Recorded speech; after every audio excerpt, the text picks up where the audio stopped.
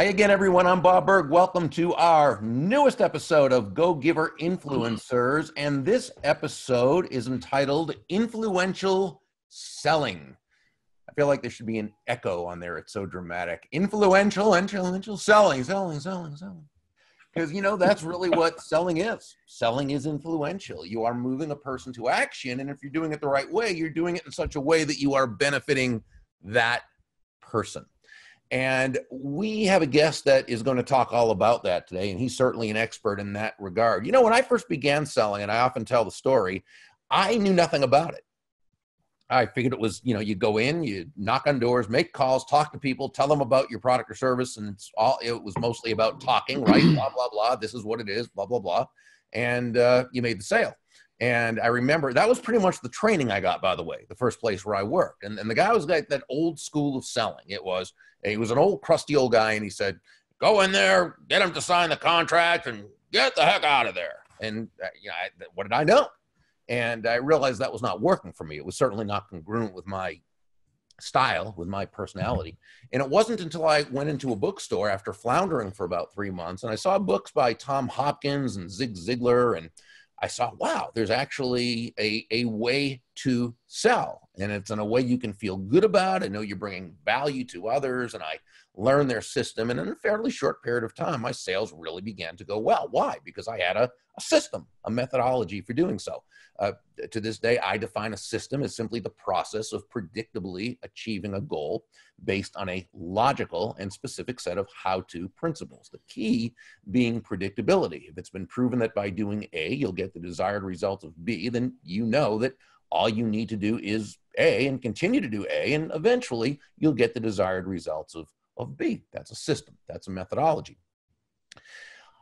A guy who I know, great friend of mine now, has a methodology and is doing wonderful work in teaching others how to apply a methodology that helps them not only do much better in sales and become a much more influential salesperson, but helps them enjoy the process so much more. His name is Jeff West. Now, Jeff is the award-winning author of the heartwarming sales parable, The Unexpected Tour Guide.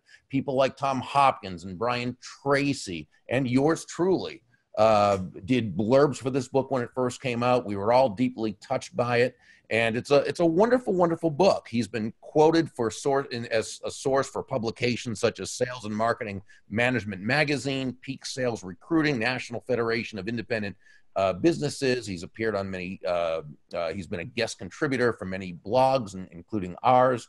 My friend Susan Solovik's and others. After a highly successful sales career that included 20 years with a Fortune 500 nationally recognized company. We won't say what it is, Aflac, and you probably would never, ever guess by the commercials, Aflac, but it's one in which really had a lot of notability in the public. Yet, Aflac, you still had to be able to go in and create that desire in order to make this happen. And he was very successful. Then he led a very, very large sales team. Jeff and his lovely wife, Lori, they now live in a ranch in what he calls the middle of nowhere. It's probably not quite the middle of nowhere, but as one of my mentors, Bill Gove, used to put it, you could probably see the middle of nowhere from there. Jeff West, welcome.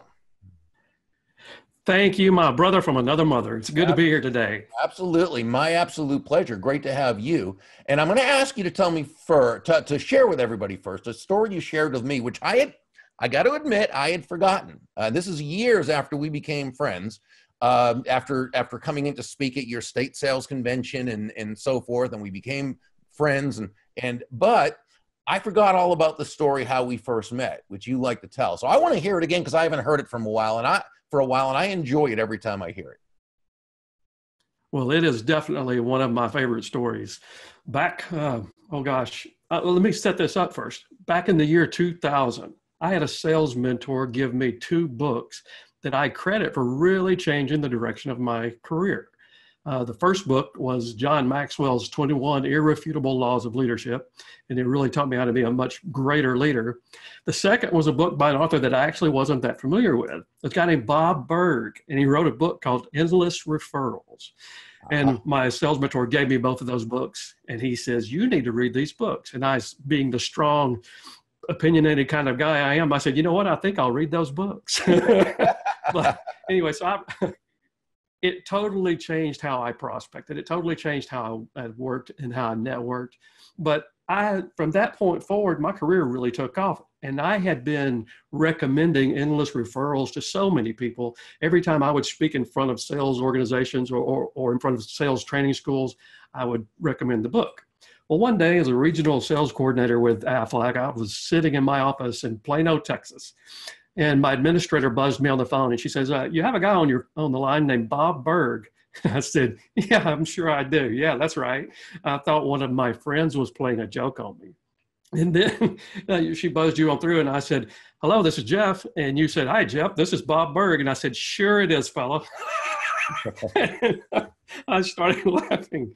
And I really truly thought one of my friends was playing a joke. And you said, excuse me, but it really is Bob Burg. And I said, and I have just made a fool of myself. Nice to meet you, Bob. So why was I calling you, Jeff? I mean, I talk about prospecting and stuff. Was I actually doing that? You were actually doing what you preach. You were prospecting. You had called me because you had gotten some sort of I don't know exactly how you got my name, but you were calling me to make your way into the Aflac circles, which I was tickled that you were doing. Well, and you became a big mover and shaker for me because I think over the course of about 2 or 3 years, I probably did about 25 or 30 of their state conventions and so forth. And that was a big client for me. And I owe a bunch of that to you. So thank you so much. Before we get into a bit of the conversation, and I got to tell you, Jeff is a guy right here who we're just lucky to have him with us. This guy is a wealth of knowledge. And I want you to, if you have any questions, to place them here. I'm going to do my usual job of trying to multitask and look at the questions while Jeff's talking, while still listening to Jeff and giving him my full attention. So we'll see how I do. That's always an adventure every week as we do this. By the way, Shannon Farabee, great friend of mine, a wonderful leader, who also just authored her first book. And Shannon works with a lot of people in direct selling. Shannon, make sure, please, that you put your book in the link in there because it's a wonderful, wonderful book. Shannon is also one of our certified Go-Giver speakers. Now, Kathy Tajanel is at a seminar today learning. She was actually speaking at one last week. Now she's learning. You know, we try to always be learning as much as we can. And Kathy's away this weekend. So Shannon is filling in, and I appreciate you so much, Shannon.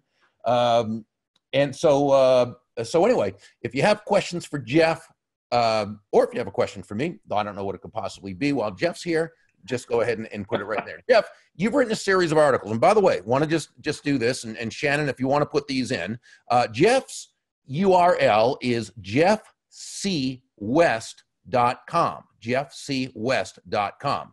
His book is The Unexpected Tour Guide, and Shannon will put that in there. He also has an online sales course, Survival Skills for Commission Salespeople and Outside Sales. That will be released in June. Make sure that you connect with Jeff at Jeff C. West. Subscribe to his emails.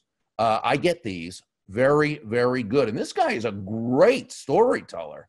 And we're going to talk about one of the stories you told. Okay.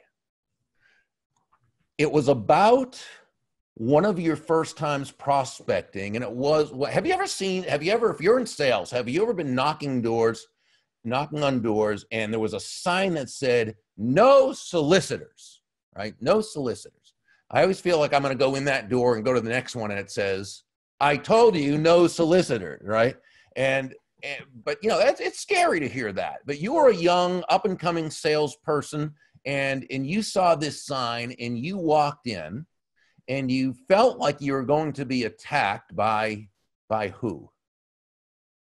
Sharon, the wolf. The wolf. So tell us what happened. I want to go through this story with you. Well, I was in the Atlanta, Georgia market, and at that time, I was in outside sales with an industrial uniform company. And I was doing cold calls, canvassing an area in an industrial park, and walked into this place, and on the front door, it had a great big sign saying no soliciting. Not the small ones that are polite and say no soliciting. We're talking about no soliciting. And then I walked in the door, and there's another one that says, we shoot every third salesman, and the second one just left.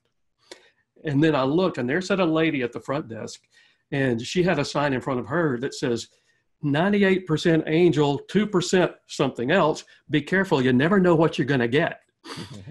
And I looked at her. I looked down at the signs. I looked at her again. And I swear in my mind, it's like immediately her snout began to grow. Her ears got pointed and fire came out of her nose. And it scared me like you would not believe. And that is scary. And so I said, ma'am, it is. Absolutely. And I've always been a little bit of an improvisationalist, I guess. And I looked at her and I looked at the sign again and I smiled, and I was about 25 or 26 years old at the time. And I said, ma'am, I am very green and very new in sales. And I said, obviously, you guys don't want salespeople calling on your company. I've made that really clear here. I said, what would I need to do? I'm reasonably sure that your company or your company owner is going to want to know what I do. What would be the right way for me to approach you right now? And she looked at me and she softened up. She got a little smile on her face and she said, well, young man, and quite frankly, I was young back then. She said, you need to understand you're kind of barging in, and you need to acknowledge that. And you need to kind of expect to come back at a better time. So I looked at her and I put my finger up and I said, okay, wait right there. I turned around. I walked out of the door, turned back around, smiled, and came right back in. And I said, hi, ma'am, my name's Jeff West, and I'm with Rental Uniform Service. Look, I know I'm barging in right now, and I didn't want to allow for that. I said, but I'd like to schedule a time to come back maybe and see the owner at their convenience. Will that be okay? And she said, sure. And she helped me meet the owner that day. That is a beautiful, beautiful story. And let's talk about some of what we did in terms of influence right there. Because remember, when we talk about influence on a very basic level, it's moving a person to a desired action, usually within the context of a specific goal. You wanted her to be more accepting of your coming in, even though it was no solicitors, and you wanted her to introduce you to the owner of the company. So the first thing you needed to do was control your own emotions, because again, that is scary going into, especially a young salesperson. You see that no soliciting sign, you think they're going to bite your head off. And again, she looked like a wolf to you. I mean, she took that shape because it's human, and so you controlled your own emotions and you put yourself in her shoes. You knew she couldn't Absolutely. be happy about you doing this. Okay. So now the next thing you did is you kind of reset the frame, didn't you? You moved from, I'm barging in, I'm doing something you don't like, and I know I'm doing it. Well, yeah, but then you kind of you shifted it to, how could I do this in a way? How do we do this in a way that you're okay with it? Now, Jeff Shore, who you were just on Jeff's podcast. Jeff Shore is one of my favorite people. By the way, I don't know if I'm on video or not because mine is totally frozen up. Can someone let me know if you can see me or not? Because I'm holding up Jeff Shore's book right now. Okay, so I don't know if you can see me or not. But anyway, I'm holding up Jeff's book. It's called Handling Sales Objections: 8 Reality-Based Techniques for Tackling Tough Objections. And one of the things Jeff talks about is just what you're talking about, Jeff West, and that is what he calls transfer of ownership. In other words, what he's going to do is he's going to allow the customer to come up with the solution. He says if the customer comes up with his own solution, how much stronger do you think that solution will be in the customer's mind? And that's what you did. Now you did it intuitively. You were a young salesperson. You improvised. You became one of the leading salespeople in the country, and you developed a huge sales team. You now teach these things. Jeff Shore does the same thing. He was a great salesperson. He's now, then he became a sales manager, and now he speaks all over for great. And this is something that you and Jeff, two of the salespeople I respect most in the world, both talk about. Transferring ownership. Don't try, if you want to influence, don't try and push your will upon others. They will resist. Use gentle pull. Attract them to you by transferring the issue to them and letting them come up with the solution. Now, again, then you Absolutely. did it with tact and empathy, and you let go of having to be right in that you were going to accept her decision, whatever she said, and she knew that. Go ahead. That same process works in the actual sales conversations. I call them value conversations rather than sales presentations. But if you ask the right questions and you're really trying to find out what the needs are of the person you're talking to, if you ask the right questions, they will tell you what they need to hear. If you say it, it's suspect because you're the salesperson.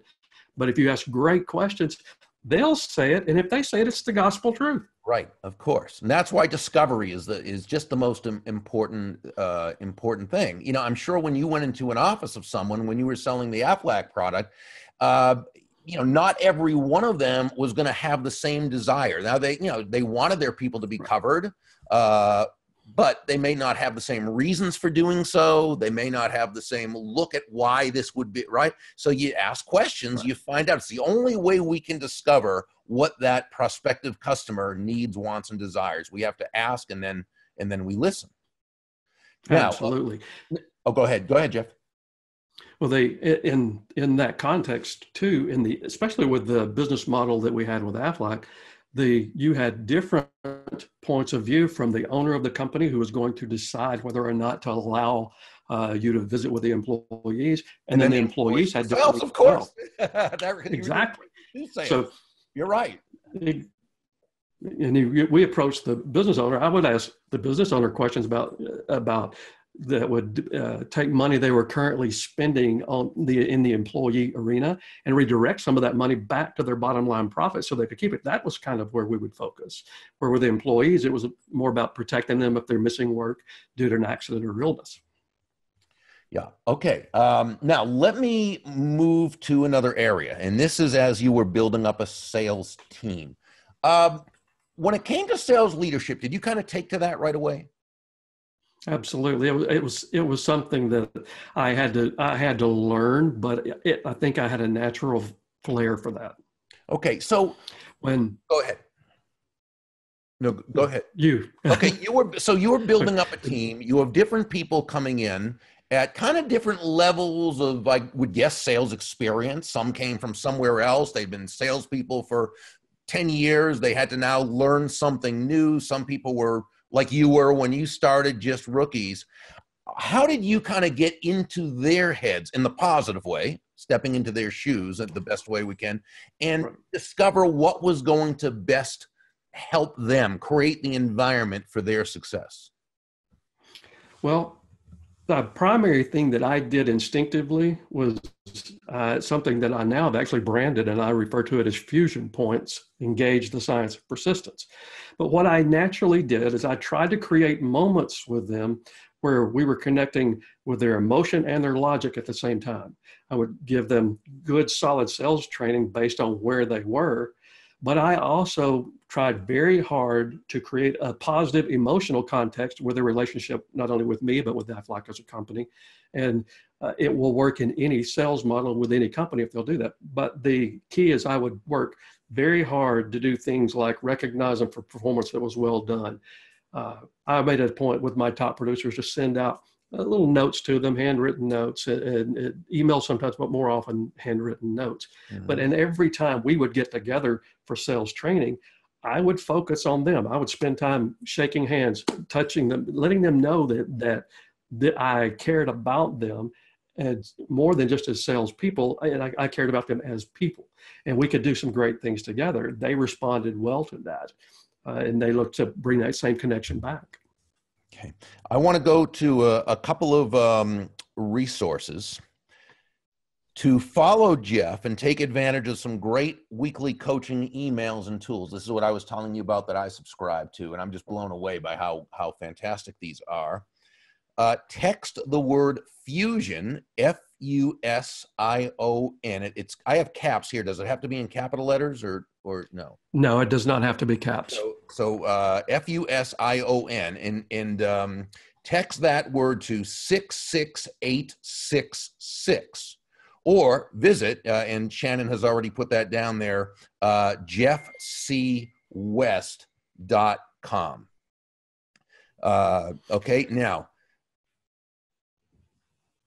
I want to mention a couple other things, by the way. A couple of good books just to look at this week. Friend of a Friend by David Burkus. I interviewed David on this week's Go Giver podcast, and he really takes networking to a scientific level. But as I mentioned in the write-up to it, don't let the science part fool you. It's kind of like reading a combination of Malcolm Gladwell meets Adam Grant. I mean, it was very entertaining and lots of great stories and so forth. So that's a good one to pick up. And if you want, you can listen to me interview David on the podcast at thegogiver.com.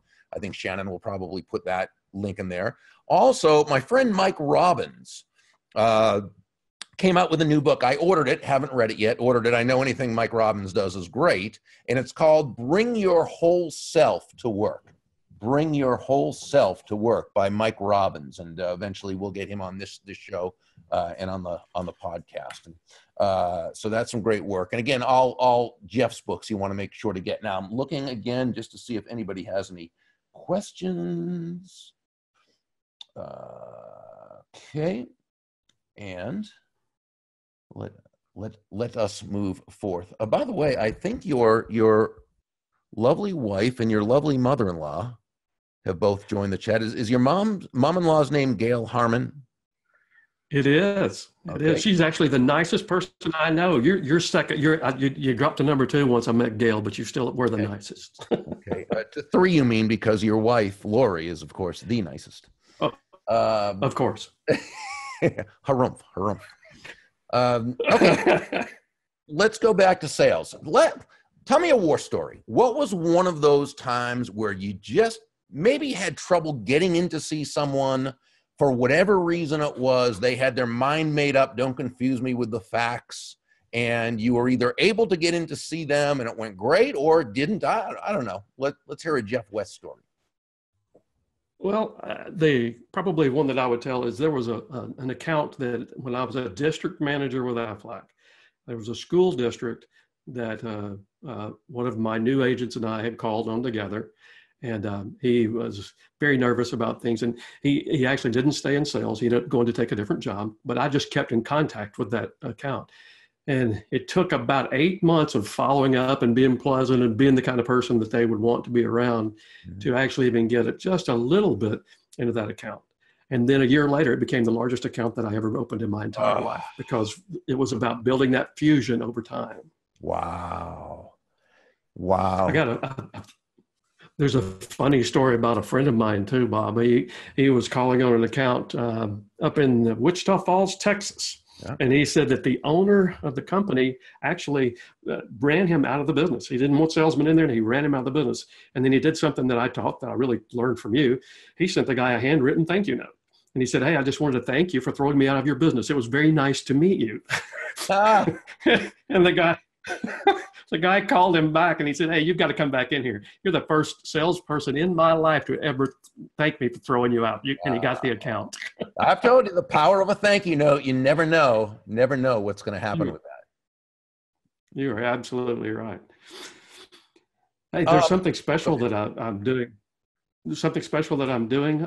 If people go to www.jeffcwest.com/Burg, they can always buy a copy of my book, The Unexpected Tour Guide, if they would like. But if they'll go there, I'm actually, to encourage them to sign up for the coaching series, I'm actually going to give them a complimentary ebook copy just for signing up on that list. So they can get a copy of the book. Excellent. And by the way, I think that's the one I actually make a cameo appearance in, isn't it? You actually do. You did a great job. Thank you. It's an acquired skill. It's really weird when I was reading it. I was reading the draft, and it's like all of a sudden the guy walks in the room. I don't remember exactly what it was, but and Bob Burg was standing there by the window, and I'm thinking, what? That's like a double take. That's it. Well, it's only fair because I will tell you, Bob, and I mean this. You know me well enough. You have known me for years now. The change in my status as far as my sales career goes, the change in how I thought about sales, and quite frankly, the income I earned, I could never repay you for all that you did, even before you met me. Wow. So I appreciate you. That's very, very kind of you to say. Okay, I had another question in mind, Jeff West, that I was going to ask you about. Oh, I remember what it was. So the person who you brought to that appointment, who ended up, or you went to the appointment, because I used to do the same thing when I was a sales manager. I would go with people, and I wouldn't say a word until they asked me for help.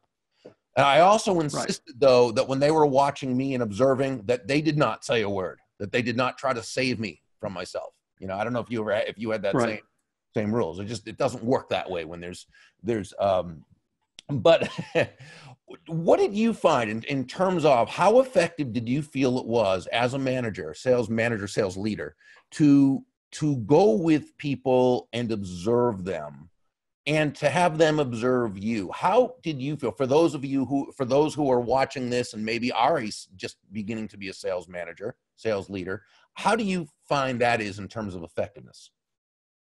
It is so important because sales in general, in my opinion, is a process that is better caught than taught. Yes, you can learn a lot. You can get a lot of education from great material, but you really need to be side by side watching someone do it and having someone watch you do it that you trust to coach you up. And so it's huge, but it has two processes that really help you. Number one, it creates a model where they can see it done properly and you can watch them do it properly. Mm-hmm. But the second thing that it does, Bob, it actually goes toward building a hugely strong fusion point between you and the person you're working with, because they see you invest yourself in them, and it goes a long way. What would you say was your favorite success story of a person who came in and joined you? Maybe they didn't know what to expect. And you kind of took them under your wing and you saw them just absolutely flourish. I'm sure you had a bunch of one that comes to mind just right off the top of my head was a lady who lived in McKinney, Texas. Matter of fact, my wife, Laurie, and I just actually saw her last weekend. Her name was Donna, and Donna had no sales experience. She came from she worked for a drugstore chain, basically. And we would go out making cold calls together, and she would get so nervous. You would actually see her get so, she would almost break out. She got so nervous. But she and I went out together. We built a great relationship. And over time, she became one of the very best. She became a district manager all in her own, and became one of the strongest producers that we had.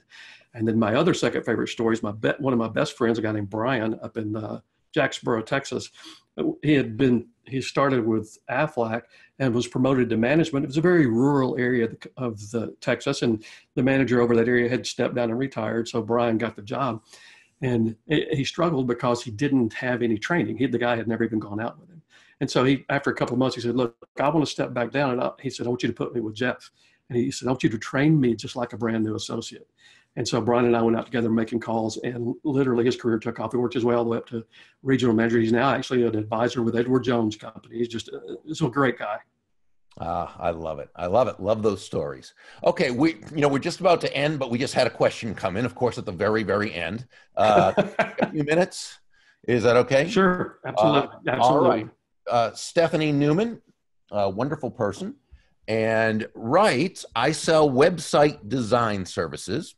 I was never able to convince prospects." We don't want you to convince, we want you to persuade.